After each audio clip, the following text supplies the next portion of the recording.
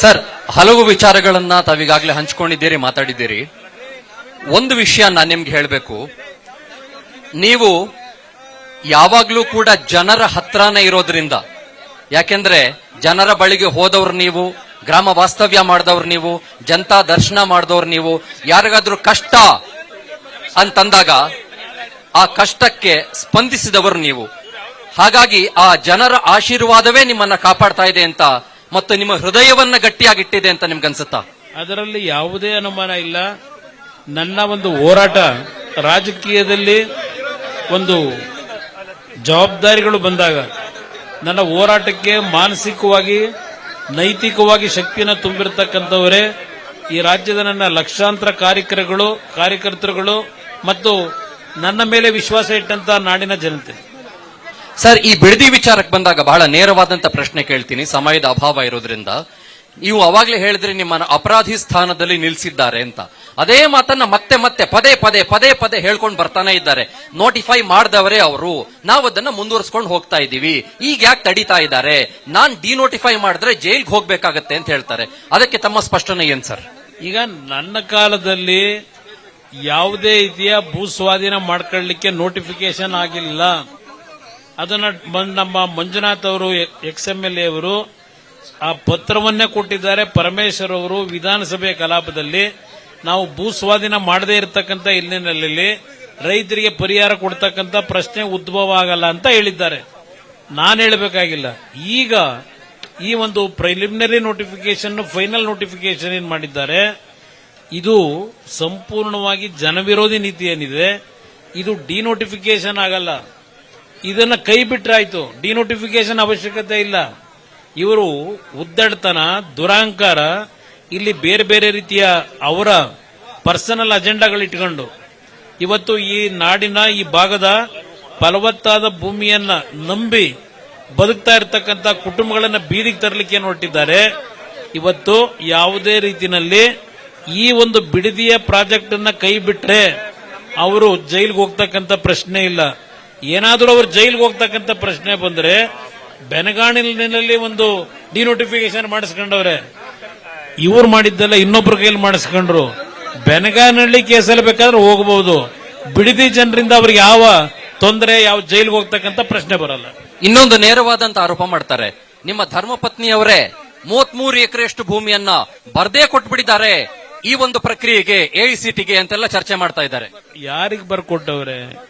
ಅದು ಅವರ ಪರವಾಗಿ ಏನಾದರೂ ಕೇಸ್ಗಳು ಬಂದಾಗ, ಇವತ್ತು ಕಂದಾಯ ಇಲಾಖೆಯಲ್ಲಿ ಕೆಲಸಗಳಾಗಬೇಕಾದ್ರೆ ಒಬ್ಬರಿಗೆ GPA ಕೊಟ್ಟಿದ್ರು, ಆ ಒಂದು ಕೆಲಸಗಳನ್ನು ನೋಡ್ಕೊಳ್ಳಿಕ್ಕೆ ಒಬ್ಬ ಲಾಯರಿಗೆ.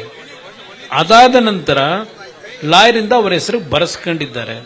ಇದರಲ್ಲಿ ಇವರೇನು ಹೇಳ್ತಾರೆ, ಪರಿಹಾರ ಕೇಳವ್ರೆ ಅಂತ ಹೇಳಿ ಇವ್ರ ಹತ್ರ ಪರಿಹಾರ ತಗೋಬೇಕು ಈ ಪಾಪದ ವ್ಯಕ್ತಿಗಳಿಂದ. ಆ ಪ್ರಶ್ನೆನೆ ಅಂತ ಪರಿಹಾರ ತಗೊಳ್ತಕ್ಕಂಥ ಪರಿಸ್ಥಿತಿ ಇವರಿಂದ ಬಂದ್ರೆ ನಾವು ಬದುಕಿದ್ದು ಸತ್ತಾಗಿ ಅನ್ನೋದು ನನ್ನ ಅಭಿಪ್ರಾಯ. ಸರ್, ಈ ಸದ್ಯದ ಮಟ್ಟದಲ್ಲಿ ರಾಜ್ಯದಲ್ಲಿ ಬಹಳ ದೊಡ್ಡ ಮಟ್ಟದಲ್ಲಿ 2 ಹೆಸರು ಕೇಳಿ ಬರ್ತಾ ಇದೆ. ಒಬ್ರು ಬಹಳ ಖ್ಯಾತ ಆಕ್ಟರ್ ನಂದಮೂರಿ ಬಾಲಕೃಷ್ಣ ಅಂತ ಅವ್ರ ಹೆಸರು. ಅವ್ರ ಆಕ್ಟಿಂಗ್ ಮಾಡಿದಾಗ ಜನ ಬಹಳ ಖುಷಿ ಪಡ್ತಾರೆ. ಆದ್ರೆ ಇನ್ನು ಯಾರೋ ಒಬ್ರು ಇದ್ದಾರೆ, ಅವ್ರ ಆಕ್ಟಿಂಗ್ ಮಾಡಿದಾಗ ಜನ ಬಹಳ ಕಸಿವಿಸಿ ಪಡ್ತಾರೆ.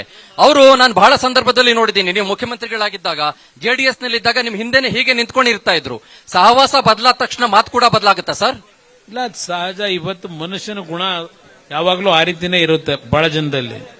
ಅದ್ರಲ್ಲಿ ಇವರು ಒಬ್ರು ಇದ್ದಾರೆ. ನಾನು ಹೇಳ್ತಕ್ಕಂಥದ್ದು, ನೀವು ಬಾಲಕೃಷ್ಣ ಅವರ ಹೆಸರು ಹೇಳಿದ್ರಿ, ನಂದಮೂರಿ ಬಾಲಕೃಷ್ಣ ಅವರು, ಜೂನಿಯರ್ ಬಾಲಕೃಷ್ಣ ಅವರು ಇದ್ದಾರೆ. ಅದು ಎಲ್ಲದಕ್ಕಿಂತ ಹೆಚ್ಚಾಗಿ ನಮ್ಮವರು, ನಮ್ಮ ಕನ್ನಡಿಗ ಬಾಲಕೃಷ್ಣ ಅವರಿದ್ದಾರೆ, ಬಾಲಣ್ಣ ಅವರು. ಆದ್ರೆ ಮೊನ್ನೆ ಯಾರೊಬ್ಬ ಆಸ್ಟ್ರೇಲಿಯಾದಿಂದ ಒಂದು ವಿಡಿಯೋ ಮಾಡಿದ್ದಾರೆ, ನೋಡಿದೆ, ಯಾರೋ ತೋರಿಸ್ತಾರೆ ನನಗೆ. ಆ ವಿಡಿಯೋದಲ್ಲಿ ಅವ್ರು ಹೇಳ್ತಾರೆ, ಬಾಲಣ್ಣ ಅವ್ರ ಬಗ್ಗೆನೂ ಮಾತನಾಡ್ತಾ 2 ರೀತಿ ಬಾಲಣ್ಣ ಅವರು ನೋಡಿದೆ ಅಂತ. ಒಂದು ಹಲವಾರು ಸಂದೇಶ ಕೊಟ್ಟಂತ ಬಾಲಣ್ಣನ ನಟನೆ ಏನಿದೆ, ಇನ್ನೊಂದು ಸಿನಿಮಾದಲ್ಲಿ ಸಂಪತ್ತಿಗೆ ಸವಾಲು, ಅದರಲ್ಲೂ ಬಾಲಣ್ಣ ಅವ್ರದ್ದು ಒಂದು ಪಾತ್ರ ಇದೆ. ಅವ್ರು ಹೇಳ್ತಾರೆ, ಅದಕ್ಕೆ ಹೋಲಿಕೆ ಮಾಡ್ತಾರೆ. ಹಲವಾರು ರೀತಿ ಸಂದೇಶ ಕೊಟ್ಟಂತ ಬಾಲಣ್ಣ ಅಲ್ಲ, ಸಂಪತ್ತಿಗೆ ಸವಾಲಿನ ಬಾಲಣ್ಣ ಏನಿದ್ರು ಕ್ಯಾರೆಕ್ಟರ್, ಆ ಕ್ಯಾರೆಕ್ಟರ್ನ ವ್ಯಕ್ತಿ ಅಂತ ಹೇಳಿ ಆಸ್ಟ್ರೇಲಿಯಾದಿಂದ ಹೇಳ್ಕೊಂಡಿದ್ದಾರೆ. ಇದು ಅದರಿಂದ ನಾನು ಅವರ ಬಗ್ಗೆ ಚರ್ಚೆ ಮಾಡಬೇಕಾಗಿಲ್ಲ. ಅವಶ್ಯಕತೆ ಈ ಭೂಮಿ ವಿಚಾರ ಬಂದಾಗ್ಲೆಲ್ಲವೂ ಕೂಡ ನಿಮ್ಮ ಕುಟುಂಬದ ಬಗ್ಗೆ ಚರ್ಚೆ ಆಗುತ್ತೆ ಸರ್. ನಿಮ್ಮ ಕುಟುಂಬದ ಜಾಗವನ್ನ ಉಳಿಸ್ಕೊಳ್ಳೋದಕ್ಕೆ ಹೀಗ್ ಮಾಡ್ತಾರೆ, ಕುಮಾರಸ್ವಾಮಿ ಅವರು ಹೀಗ್ ಮಾಡ್ತಾರೆ. ನೀವು ಅವಾಗ್ಲೇ ಒಂದ್ ಮಾತು ಹೇಳ್ತಾ ಇದ್ರಿ, ನೈಸ್ ವಿಚಾರಕ್ಕೆ ಬಂದಾಗ್ಲೂ ಕೂಡ ಅದು ದೇವೇಗೌಡರ ಕನಸಿನ ಕೂಸು ಅಂತ ಈಗಲೂ ಕೂಡ ಅದನ್ನ ಪ್ರಚಾರ ಮಾಡ್ಕೊಂಡು ಬರ್ತಾನೆ ಇದ್ದಾರೆ. ಅಲ್ಲ, ಅವ್ರ ಜಾಗ ಉಳಿಸ್ಕೋಬೇಕಾಗಿತ್ತು, ಇಲ್ಲಿ ಬಿಡದಿಲಿ ಇವ್ರ ಜಾಗ ಉಳಿಸ್ಕೋಬೇಕು, 400 ಎಕರೆ ಅಂತೆಲ್ಲ ಮಾತಾಡ್ತಾರೆ. ಅದ್ರ ಬಗ್ಗೆ ತಾವೇನಂತೀರಿ ಸರ್? ಇಲ್ಲಿ ದೇವೇಗೌಡರ ಹೆಸರು ನನ್ನ ಹೆಸರನ್ನ ಹೇಳ್ತಕ್ಕಂಥದ್ದಕ್ಕೆ ಕಾರಣ ಅವರ ಲೂಟಿ ಹೊಡೆಯತಕ್ಕಂಥ ಕೆಲಸ ಇದೆಯಲ್ಲ, ಅದಕ್ಕೆ ನೆರಳುಬು ಪಡ್ಕೊಳ್ಳಲಿಕ್ಕೆ ದೇವೇಗೌಡರ ಹೆಸರನ್ನ ಅಲ್ಲಿ ಹೇಳ್ತಾರೆ. ಈಗ ಇಲ್ಲಿ ಲೂಟಿ ಹೊಡಿಯಕ್ಕೆ ಹೊರಟವರಲ್ಲ, ಅದಕ್ಕೆ ಕುಮಾರಸ್ವಾಮಿ ಹೆಸರು ಹೇಳ್ತಾರೆ. ಇವರು ದುಡ್ಡು ಹೊಡಿಯಕ್ಕೂ ಕುಮಾರಸ್ವಾಮಿ ದೇವೇಗೌಡರ ಹೆಸರೇ ಬೇಕು. ಇವ್ರಿಗೇನಾದ್ರೂ ರಾಜಕೀಯವಾಗಿ ಏನಾದ್ರೂ ಶಕ್ತಿ ಬರಬೇಕು ಅಂದ್ರೂ ದೇವೇಗೌಡರು ಕುಮಾರಸ್ವಾಮಿ ಹೆಸರೇ ಹೇಳಬೇಕು. ಅದನ್ನು ದುರುಪಯೋಗ ಪಡಿಸ್ಕೊಂಡು ಈ ರೀತಿ ಏನು ಹೊರಟಿದ್ದಾರೆ. ನೈಸ್ನ ವಿಷಯದಲ್ಲಿ ದೇವೇಗೌಡರು ತೆಗೆದುಕೊಂಡಂತ ನಿರ್ಧಾರ ಏನು, ಇವರೇನು ಆಮೇಲೆ ಏನು ಮಾಡ್ಕೊಂಡ್ಬಂದ್ರು, ಇವತ್ತು ಅವನಿಗೆ ಗುಲಾಮರಾಗಿದ್ದಾರೆ. ಇವತ್ತು ಗುಲಾಮರಾಗಿ ಈ ಕಳೆದ 30 ವರ್ಷ ಆಗೇ ಹೋಯ್ತು. ಆ 30 ವರ್ಷದಲ್ಲಿ ಈ ವ್ಯಕ್ತಿಯ ಪಾತ್ರ ಎಷ್ಟಿದೆ.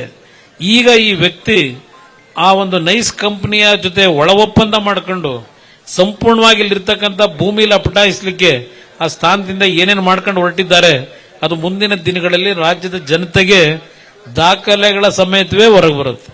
ಸರ್, ಇಷ್ಟೆಲ್ಲ ಬೆಳೆಯುವಂತ ಈ ಜಾಗವನ್ನ ಬಂಜರು ಭೂಮಿ ಅಂತ ಕರೆದಿದ್ಯಾಕೆ? 10 ಲಕ್ಷಕ್ಕಿಂತ ಹೆಚ್ಚು ಮರಗಳಿದಾವೆ, 1000 ಎಕರೆ ಕೆರೆ ಇದೆ, ಇಲ್ಲಿ ಪಪ್ಪಾಯ ಬೆಳಿತಾರೆ, ಮಾವು ಬೆಳಿತಾರೆ, ಇನ್ನು ಬೆಳೆದೇ ಇರುವಂತ ಪದಾರ್ಥಗಳೇ ಇಲ್ಲ. ಬದನೆಕಾಯಿ ಬೆಳಿತಾರೆ, ಮೂಲಂಗಿ ಬೆಳಿತಾರೆ, ಟೊಮೆಟೊ ಬೆಳಿತಾರೆ, ಡ್ರ್ಯಾಗನ್ ಫ್ರೂಟ್ ಬೆಳಿತಾರೆ. 1 ಲಕ್ಷಕ್ಕಿಂತ ಹೆಚ್ಚು ಹಸುಗಳಿದಾವೆ, ಇಲ್ಲಿ ಕುರಿಗಳಿದಾವೆ, ಮೇಕೆಗಳಿದಾವೆ, ಅದರ ಜೊತೆಗೆ ಕೋಳಿಗಳಿದಾವೆ, ತೆಂಗಿನ ಮರಗಳಿದಾವೆ, ತೆಂಗಿನಕಾಯಿ ಇದೆ, ಎಳ್ನೀರಿದೆ, ಪಪ್ಪಾಯ ಇದೆ. ಎಲ್ಲವೂ ಕೂಡ ಇದನ್ನ ಸೈಂಟಿಫಿಕಲಿ ಸ್ಟಡಿ ಮಾಡದೇನೆ ಬರಡು ಭೂಮಿ ಅಂತ ಕರೆದು ಬಿಟ್ರ. ಇವರು ಏನು ಇದ್ರ ಬಗ್ಗೆ ಯಾವೊಂದು ಭೂಸ್ವಾಧೀನ ಪ್ರಕ್ರಿಯೆ ಮಾಡಬೇಕಾದ್ರೆ ಗೈಡ್ಲೈನ್ಸ್ ಇದೆ, ಯಾವ ಗೈಡ್ಲೈನ್ಸ್ಗಳನ್ನು ಇವತ್ತು ಅನುಷ್ಠಾನಕ್ಕೆ ತಂದಿಲ್ಲ. ಇವತ್ತು ಅವ್ರು ಮಾಡ್ಲಿಕ್ಕೆ ಹೊರಟಿರ್ತಕ್ಕಂಥ ಈ ರೀತಿಯ ಒಂದು ನಡವಳಿಕೆ ಕರ್ನಾಟಕ ರಾಜ್ಯದಲ್ಲಿ ಈ ಕಾಂಗ್ರೆಸ್ ಪಕ್ಷ ಸರ್ವನಾಶ ಆಗ್ತಕ್ಕಂಥದ್ದಕ್ಕೆ ಬೆಣೆ ಹೊಡಿಲಿಕ್ಕೆ ಈ ವ್ಯಕ್ತಿ ಇವತ್ತು ಈ ಕಾರ್ಯಕ್ರಮಗಳನ್ನ ಜಾರಿ ತರಲಿಕ್ಕೆ ಹೊರಟಿದ್ದಾರೆ. ಸರ್, ಇದಕ್ಕೆ ಅಂತಿಮವಾದಂತಹ ಒಂದು ಮುದ್ರೆ ಒತ್ತಬೇಕು ಅಂತಂದ್ರೆ ನ್ಯಾಯಾಲಯದ ಮೂಲಕವೇ ಆಗಬೇಕು ಸರ್. ನ್ಯಾಯಾಲಯಕ್ಕೆ ಜೆಡಿಎಸ್ ಹೋಗುತ್ತಾ? ನ್ಯಾಯಾಲಯಕ್ಕೆ ತಾವು ಹೋಗ್ತೀರಾ? ಇಲ್ಲ, ನ್ಯಾಯಾಲಯಕ್ಕೆ ಹೋಗ್ತಕ್ಕಂಥದ್ದು ಜೆಡಿಎಸ್ ಅಲ್ಲ. ನ್ಯಾಯಾಲಯಕ್ಕೆ ಹೋಗ್ತಕ್ಕಂಥದ್ದು ಈ ನಾಡಿನ ಏನು ಈ ಹೋರಾಟದಲ್ಲಿದ್ದಾರೆ ರೈತರು. ಆ ರೈತರು ಅವರು ಕೇಸ್ಗಳನ್ನ ನ್ಯಾಯಾಲಯದ ಮುಂದೆ ತೆಗೆದುಕೊಂಡು ಹೋಗಿ ನ್ಯಾಯ ಪಡಿಬೇಕಾಗಿದೆ. ಇವತ್ತು ರೈತರು ಇವತ್ತು ನ್ಯಾಯಾಲಯಕ್ಕೆ ಹೋಗ್ತಾರೆ, ಅವರ ಹಿಂದೆ ನಾವಿರ್ತೀವಿ. ಓಕೆ, ತಮ್ಮ ಹೋರಾಟ ಮುಂದುವರಿಯುತ್ತೆ ಹಾಗಾದ್ರೆ. ಮುಂದುವರಿಯುತ್ತೆ. Thank you brother, thank you. ಇದು ಮಾಜಿ ಮುಖ್ಯಮಂತ್ರಿಗಳು ಹಾಗೂ ಕೇಂದ್ರದ ಸಚಿವರಾಗಿರುವ ಕುಮಾರಸ್ವಾಮಿ ಅವರ ಮಾತುಗಳು. ಚಂದನ್ ಶರ್ಮಾ, ಬಿಡದಿಯ ಭೈರಮಂಗಲದಿಂದ ಕುಮಾರಸ್ವಾಮಿ ಅವರೊಟ್ಟಿಗೆ ನಮಸ್ಕಾರ.